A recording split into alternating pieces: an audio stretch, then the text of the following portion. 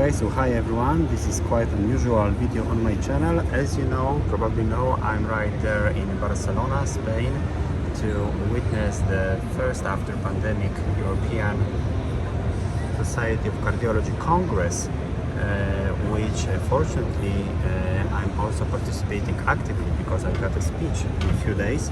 And here I'd like to show you what's inside the professional member Congress bag.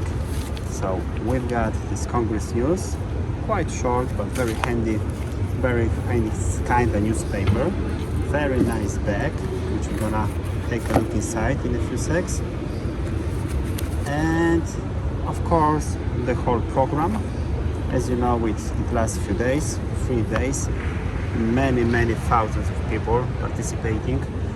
You know, after pandemic everyone wanted to be here live, not only online.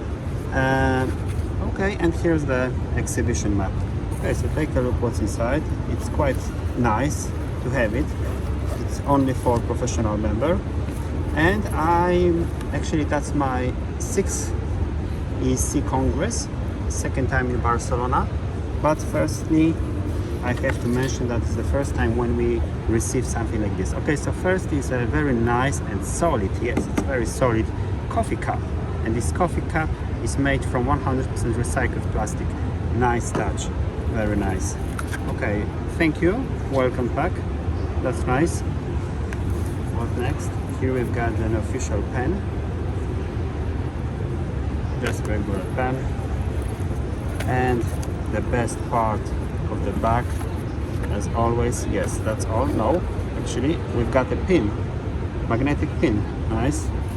And last but not least, pocket guidelines.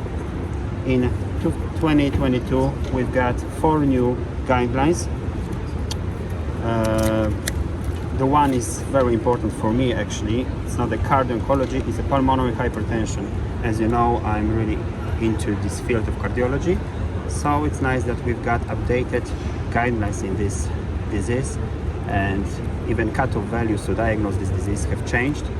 So after 7 years, I think that in 2015 we've got the recent guidelines. They were presented in London 2015, so after 7 years we've got the updated one.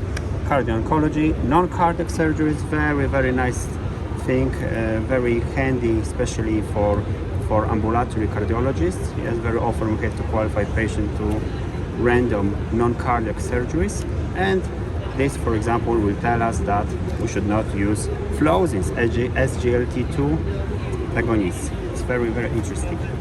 We also got sudden cardiac death updated guidelines, so a few things for electrophysiologists, and that's all. Okay, so 4 of them. So it's really good stuff. Thank you for watching and stay in touch.